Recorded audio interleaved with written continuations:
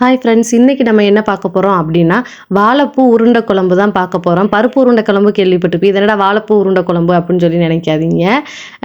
வாழைப்பூ சாப்பிடாதவங்களுக்கு கூட அவங்க சாப்பிட்ற அளவுக்கு பண்ணணும் அப்படின்னா இந்த மாதிரி செஞ்சு கொடுத்தா நல்லா சாப்பிடுவாங்க.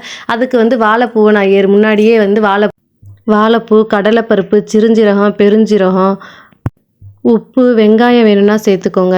எல்லாத்தையும் நல்லா மிக்சியில் போட்டு அரைச்சி, வெங்காயத்தை மிக்சியில் போட்டு அரைக்கக்கூடாது. எல்லாத்தையும் மிக்சியில் போட்டு அரைச்சி உருண்டை பிடிச்சி அதை இட்லி தட்டில் வந்து வேக வச்சு வச்சுக்கணும். அதுக்கப்புறம் சட்டியை காய வச்சு எண்ணெய் ஊற்றி கடுகு பெருஞ்சீரகம் போட்டு பொரிஞ்சதுக்கப்புறம் அடுத்ததான் நம்ம தக்காளி மிக்சியில் அரைச்சி சேர்த்துக்கலாம். மீடியம் சைஸ் தக்காளி 2 சேர்த்துருக்கேன். வேணால் வெங்காயத்தை மிக்சியில் அரைச்சி நீங்கள் சேர்த்துக்கோங்க. அதை நல்லா வதக்கி விடணும்.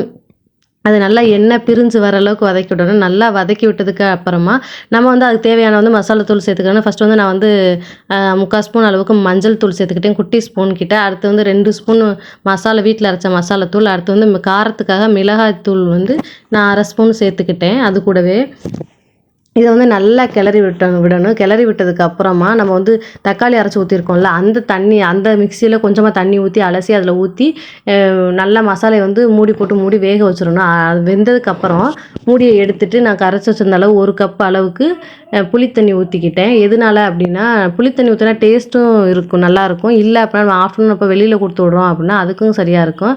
அடுத்ததாக குழம்பு கொதிச்சதுக்கப்புறம் நம்ம வந்து உருண்டையை எடுத்து உள்ளே போட்டணும். உள்ளே போட்டதுக்கப்புறம் அடுத்து ஒரு 10 நிமிஷம் கொதிச்சதுக்கப்புறம் நல்லா வந்து குழம்பு மசாலா வாசம் எதுவுமே இல்லாமல் நல்லா வந்துடும். நல்லா கமகமன்னு வீடே மணக்கும். அதுக்கப்புறமா நம்ம என்ன பண்ணணும் அப்படின்னா, உருண்டையில் வந்து உப்பு இருக்கும் நம்ம ஏற்கனவே போட்டதுனால. அதனால் குழம்புக்கு தேவையான அளவு மட்டும் நம்ம உப்பு போட்டுக்கிறணும். அடுத்ததாக நான் 1/2 மூடி தேங்காய் அரைச்சி அதில் பால் எடுத்து வச்சுருந்தேன். கடைசியாக வந்து அதை ஊற்றிட்டு அடுப்புலேயே லைட்டாக கொதி வந்தோடனே அடுப்பை ஆஃப் பண்ணிடுவேன். அதே மாதிரி நீங்களும் பண்ணி பார்த்துட்டு எப்படி இருந்துச்சுன்னு சொல்லுங்கள். நம்ம தேங்காய் பால் ஊற்றுறதுனால நம்ம முன்னாடியே கொஞ்சம் உப்பு பார்த்து போட்டுக்கிறணும். டாட்டா.